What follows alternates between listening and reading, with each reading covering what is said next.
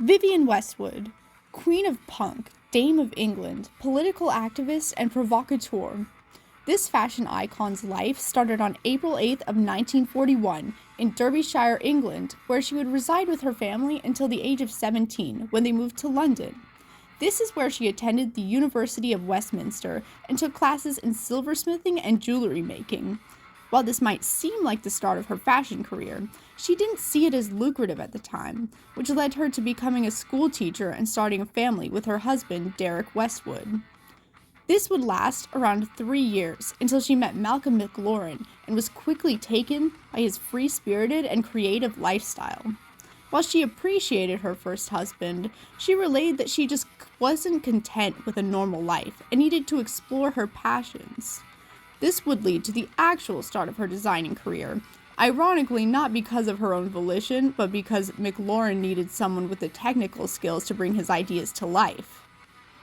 They opened a store called Let It Rock on King's Road in London, which would go through many iterations and attract members of the punk scene from far and wide, including some celebrities. The celebrities that boosted the shop's fame tenfold, though, were the Sex Pistols, whom McLaurin managed and Westwood designed the stage outfits and merchandise for. Seeing this great success, McLaurin would encourage her to create a runway show with her name as the brand. And they continued to collaborate on this behind the scenes and came up with the collection Pirate in 1981.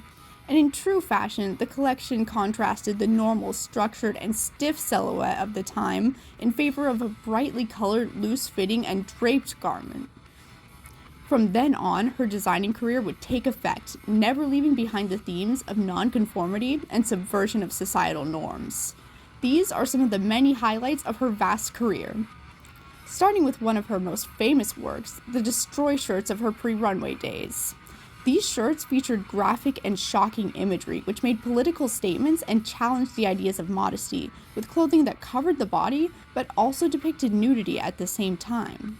Also notable was the Mini Crini collection of 1985, which contrasted the old-fashioned crinoline, a symbol of women's subjugation, with the modern miniskirt and its image of supposed empowerment, challenging the ideas of what is actually empowering or oppressive.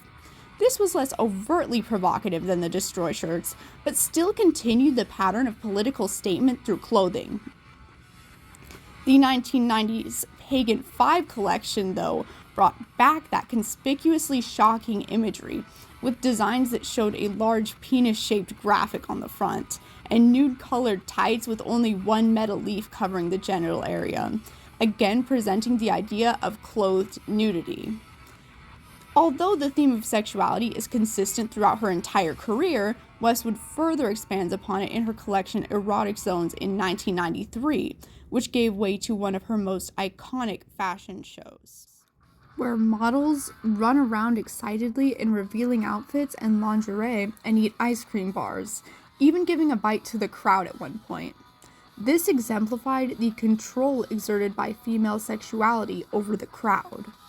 This collection also, along with many others like the Mini Crini and Storm in a Teacup collection, were influenced by the Rococo era of Europe, an era in which nobility adorned themselves in countless ruffles, bows, and feathers, and which Westwood had a great affinity for, using the same extravagant excess in her own designs. This can be seen in the use of ornate patterns, drapery, and hairstyles piled up to the sky.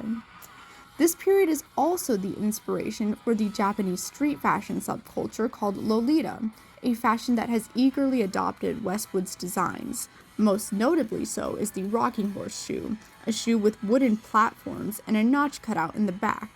It has become so popular among the community that the counterfeit versions made by the brand Bodyline are owned by a majority of participants.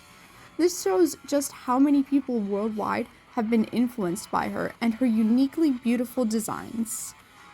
The end.